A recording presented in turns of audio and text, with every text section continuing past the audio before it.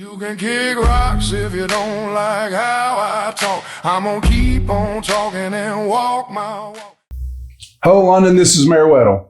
Today, part of our series of sitting down with the department heads, we're sitting here with Chief Hale, Yes, the sir, London Mayor. City Fire Department, and Lieutenant Buckner.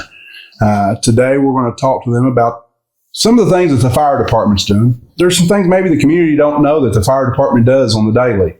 And then we're going to talk about the C.O.N., which is kind of the conversation piece right now throughout town, and we want to clarify some misconceptions in there. But Chief, like every day at the fire department, how many men do you normally have on a shift down here? We have 5 men and normally run one part-time guy. And then we have 2 admins. So part-time, like how's the volunteer? As far as the fire department, I know your time is being in this fire department. We've talked about this. Do you see people volunteering as much as you did, like maybe when you first come in? No, nothing like it used to be. And that's right across the whole county and probably the state. But volunteers are falling by the wayside. We would love to still have volunteers, but they're not coming around like they used to. And one thing we talked about is people may not know is you come into the fire department, maybe volunteering, but there's that potential to eventually move into part-time and then full-time position. That is correct. Yeah, we usually go from that list first because they show the interest to the city and to the department to put them on the hiring list before anybody else. So if you're looking to volunteer for something and you're interested in the fire department, part of this video we want to put out there that come down here and talk to the chief and to the battalion chiefs and, be a part of this great fire department. We've been blessed with a wonderful fire department here. So in a shift, you've got 5 men. Is that enough men to cover a shift? No, it's not. It's nowhere near enough. NFPA requires 7, I believe it may be 8 now. So, and that has nothing to do with the EMS or any of that side. We're just talking fire. That's just fire, yes. So when we had this conversation, when I first come in, so we're needing more manpower down here. Yes. And what determines that manpower? It takes, like, you got 2 men in, 2 men out. There's your 4 people. You got an engineer. That's 5 people. You've got a safety man that's 6, and you got your IC at 7, and plus a standby RIT team. So like when a team runs out on the fire truck, you still have to have somebody stationed here Yes. in the event another call comes in. That's correct, yes. So, that's something that we've been working on, and we've been trying to, through the budget and stuff, get you more manpower down here so you are fully staffed each shift. So what exactly does the fire department do? I mean, if London don't have a lot of fires, and let's not talk about the EMS side of it yet, but talking about just the fire department. We're public servants, so if you need us, we're going to come out to you. Whatever you need, we're going to help you do it. So like the wrecks and stuff all the coverage across the city, there's a lot of those. We have lots of wrecks. We have lots of fire alarms. We have lots of animal calls. Yeah, it's something that people say, those sirens all the time going off in London. Well, there's a lot of wrecks that happens throughout London. We've got the I-75 corridor that comes through here. Yeah. Plus you have US 25, 192, and 80, and there's constant wrecks on them that you guys have to help cover those areas, correct? Yes, that's correct. So I know there's a couple different types of wrecks that they call out on the radio. What is the 2 types that they'll call out on? You've got a 1045, which is a vehicle accident with no injuries. You have a 1046, which is with injuries and then with entrapment. So, on those wrecks, you guys would just go out and assist make sure there's not a fire, and then maybe if there is a fire, unions would handle that at that point. Yes, we actually back up the rescue squad on extrication with fire suppression, and then if something wants to come out, there's a man on the nozzle at all times in case something does come out, and then we assist with extrication plus medical as well. So there's been these chatters, and me and you've heard it since, especially way before I even come into office, but in particular since I've come into office, that this department needs to be volunteer. What would happen to the citizens if this department was taken to a volunteer only service? The citizens would suffer greatly. because number one, if it's all volunteer, you'd be lucky to get enough volunteers to staff the station. And number two, you got people that's got to work anyway. So they have to leave their jobs, come get a truck, and you're looking at 15 or 20 minutes. In my opinion, I think the whole county needs to have paid people. So when it comes to that response time, it's really important. If my house is on fire, you're talking 15 minutes to get here, then get in the truck and then get to the scene. We're 30 minutes in the house structure, something burning or anything. You very well could be, yes. Yeah. So right now, you guys with being paid, we're talking minutes response time. We're out the door in seconds, actually. And then I think the average of us arriving is 3 to 5 minutes. Yes. So, that's what the citizens as a resident of London, that's what I'm getting by my tax dollars being used for that purpose. They deserve it. Oh, absolutely. One of the things that right now is the big talk is this C.O.N. And, there's a lot of misconceptions and a lot of people, they get it and they love it. But let's dispel some of the misconceptions when it comes to this C.O.N. Yeah. Are you running an ambulance service down here? No. Oh, you're not? No. So tell me exactly what you guys are doing. We actually were paged out along with the ambulance service to provide care because they're such a busy department. We can get there before they do, provide the care, and assist them in getting the patients to the hospital faster. But you guys were doing this before even the C.O.N. Yes, we were. You were going out on every call to help. They said assist lifts or something to that effect? Lift assist, and we actually were under the medical director of the ambulance service for some time until they shut us down on it. So part of this leading up to this C.O.N. was we seen the need that was there. Yes.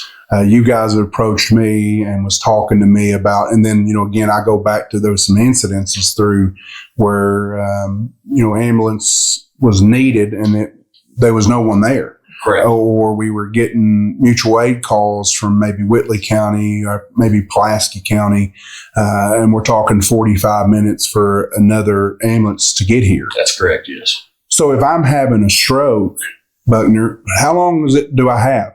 I mean, if my mother's laying there with a stroke, how long is there a window for that individual to get them to maybe get them medical treatment or even get them to the hospital? So it's going to depend on the type of stroke, obviously, but roughly it's the hour. It's the golden hour. You need to have treatments done within that hour that are vital to your success when you recover from the stroke. Would that be the same thing with a heart attack? Yeah, I would say a heart attack, it was even faster than that. I mean, you have minutes to start receiving life-saving treatments that you need to reverse the heart attack. And all you guys were doing when we applied for this C.O.N. was to make sure that we could give what kind of care when we first arrived. It's BLS care. So explain BLS. So BLS, the state of Kentucky has 4 levels. You have EMR, you have BLS, you have EMT advanced, and then you have ALS. So the advanced and the paramedics will fall under the ALS. The BLS care is what we are. EMTs and above is what we have here at this department. So when you arrive on scene, I'm having a heart attack. What does that allow you to do for me? We can give you oxygen. We can give you aspirin. We can give you nitro. We can get those round of treatments already started, which are 3 critical things in addressing a heart attack. So that's a great thing, right? That's awesome, yeah. You're still nothing to do with an ambulance, though, right? No, sir. What happens next? You've came. I'm having a heart attack. You've given me the 3 treatments there. That's critical to save my life. You're still calling on the ambulance, Inc., correct? Yep. They're dispatched at the same time we are to the same calls. So, where you're arriving in 3 to 5 minutes, you've started the care. What will be their jobs? What's their job? They'll show up, they'll take a report, they'll do their own assessment and all that, but there's advanced stuff they can do that we can't. So it's better continuity of care when we work together, get everything addressed. They pretty much just put the patient on a stretcher and then start their own treatments as they see fit. So this is, this is controversial to some, and they're trying to turn this controversial. But the reality of it is, we were trying to build something for better care of the residents of London and working in conjunction of what Ambulance Inc. has done. Would I be correct in saying that? You are correct. Yeah, I mean, we can be perfectly clear about that. This was never against anything against Ambulance Inc. It was never against We're them. basically helping them. We want to help them. They got to want the help. Yeah. So when it comes to the C.O.N., essentially what that does, it allows, because, a lot of people, they don't understand. They didn't understand what the C.O.N. was. There was rumors that we got ambulances. I seen some comments that somebody showed me that now the fire department has ambulance, or they're moving for ambulances now.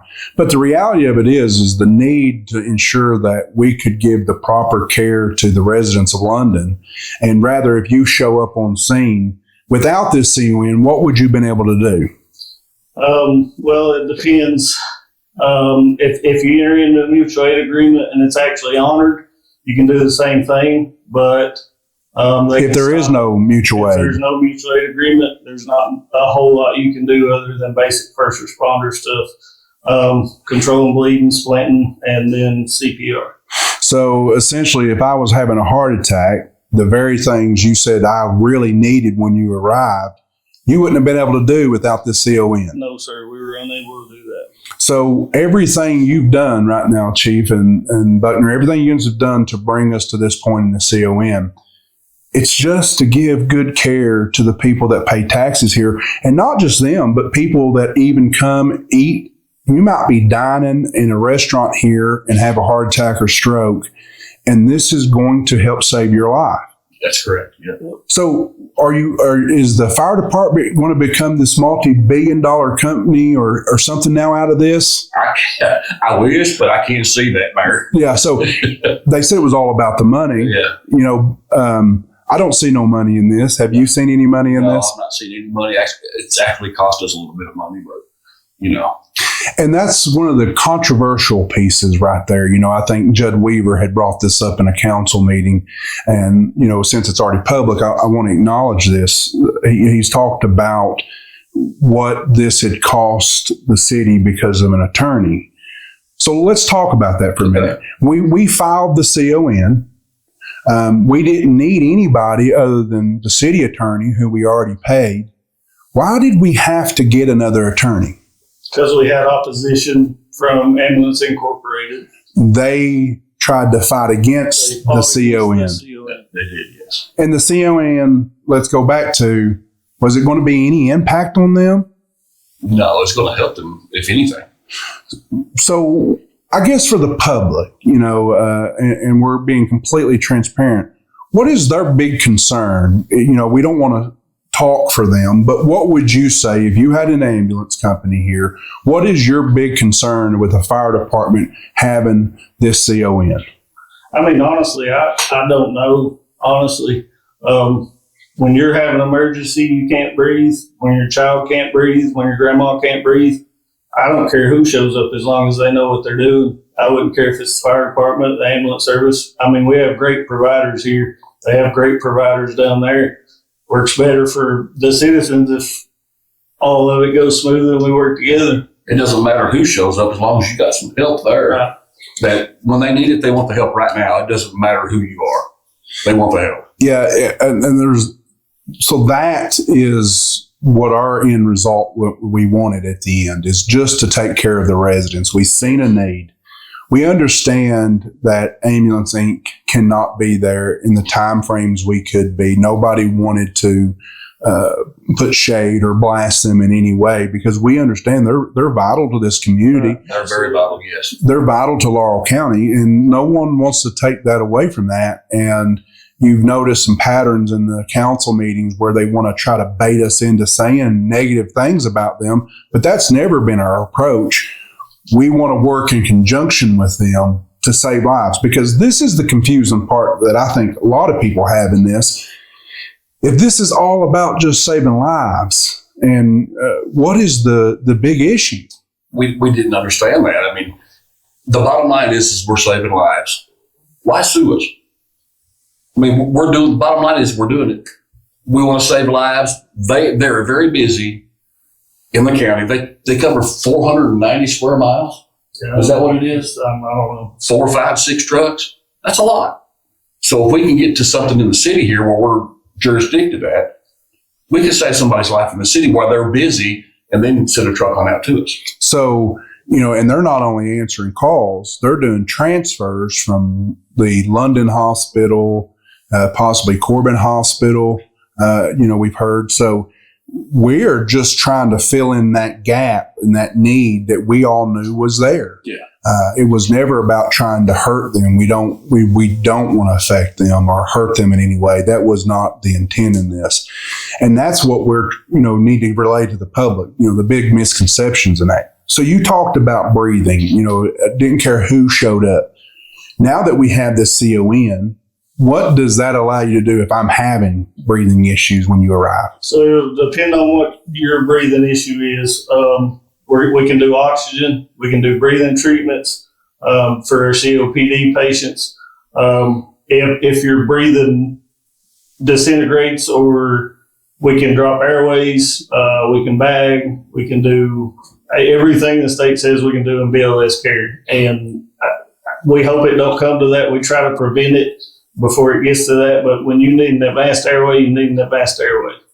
An advanced airway could be... It could be, we use iGels here is what we use. And explain to me, what would happen? So we would show up, we would determine that you're not breathing or not breathing sufficiently. So first we would attempt to bag you with our bag valve mask. If that didn't work or you stopped breathing, then at that point we would put a tube in your throat and we would breathe for you. What that would do would keep all the oxygen in your body. It keeps your brain perfused, keeps all your cells working like they should be, and leads to better patient outcomes the faster that happens. And without this C.O.N., you ain't doing any of that. No, sir.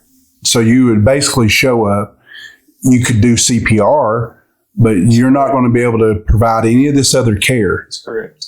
So I have a hard time, me knowing these things, understanding what is the big issue here. Why is some, and it's very small, but why is some kicking back so hard on this that you guys are simply trying to save lives in a community that you swore to help, that you're here as a public servant to provide that care? I honestly don't know. I don't know if it's because we're doing something that's never really been done here before, but we're doing something that other cities all over the state do. The fire departments, a lot of fire departments all over the state provide the same service that we do in conjunction with their ambulance service. It's about the patient at the end of the day, and that's all that matters.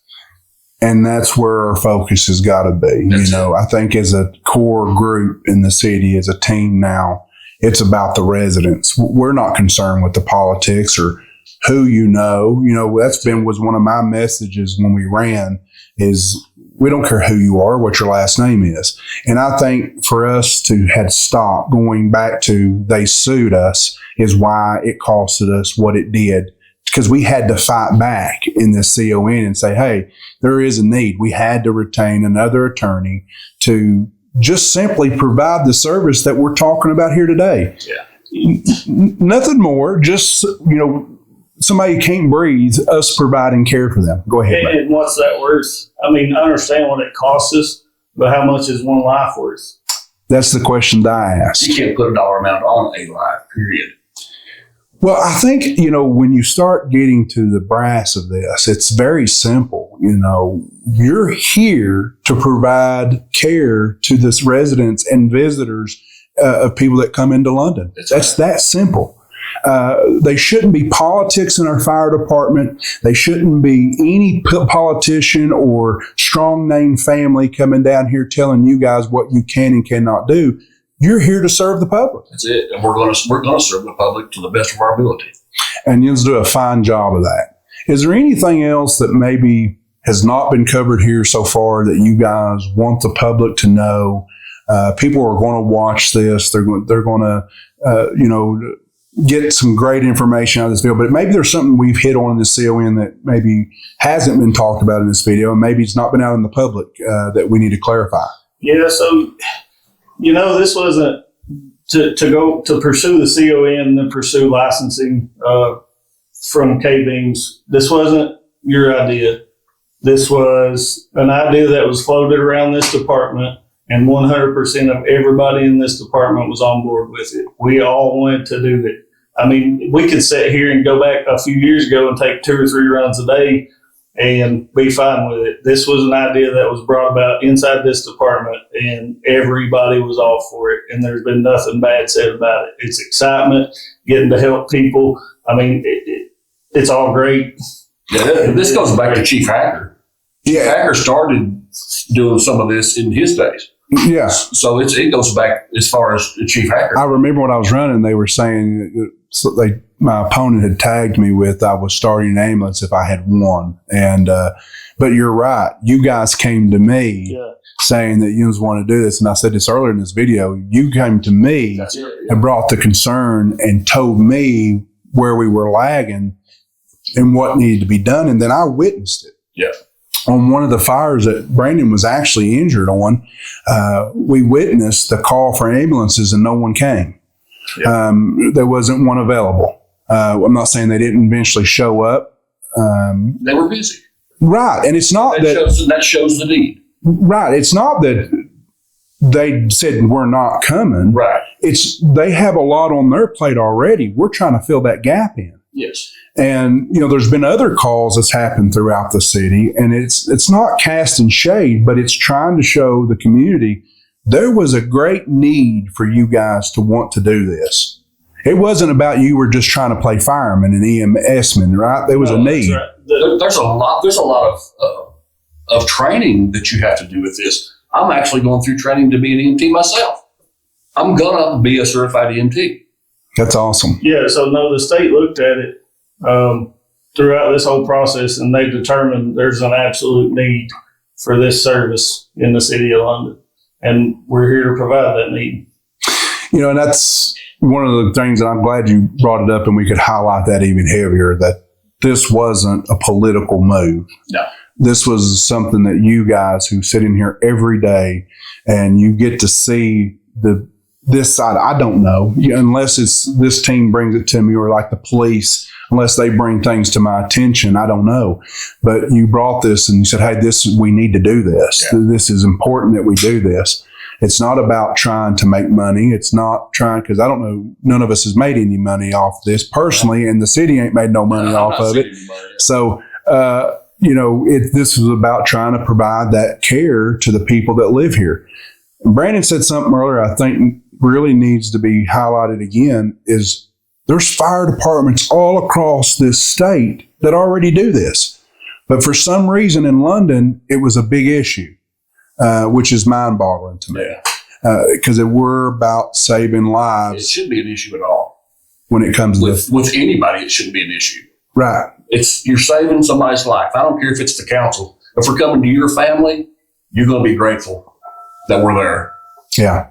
So, is there anything else that we need to hit on in this video to let the public know when it comes to the fire department, or maybe the C.O.N. or EMS side of this? I mean, no, not really. When the fire department shows up, just know that they're 100% trained and ready to save your life if they have to. We're giving out 50 EMS training hours a year and 100 fire training hours a year. So we're highly, highly skilled and trained, and we work in conjunction with the ambulance service. They're also highly trained as well. So just know you will have highly trained help coming to you pretty quickly when you have an emergency in this city.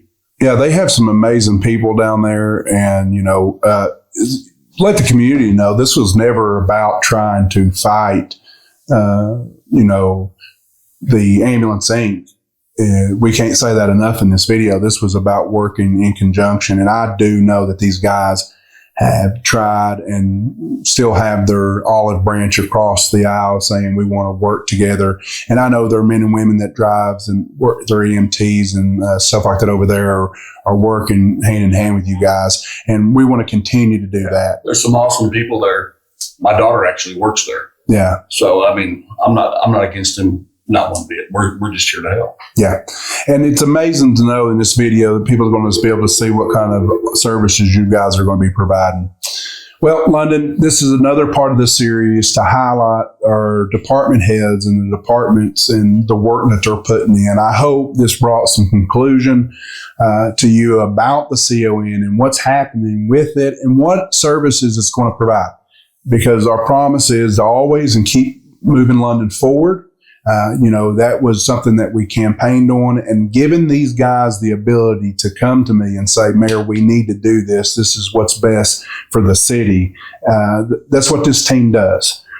As always, London, we appreciate you. We thank you for your support. We thank you for your support for this fire department and every department that you give up prayers and you give your support to. We can't thank you enough. As always, London, we thank you. You can kick rocks if you don't like how I talk. I'm gonna keep on talking and walk my walk.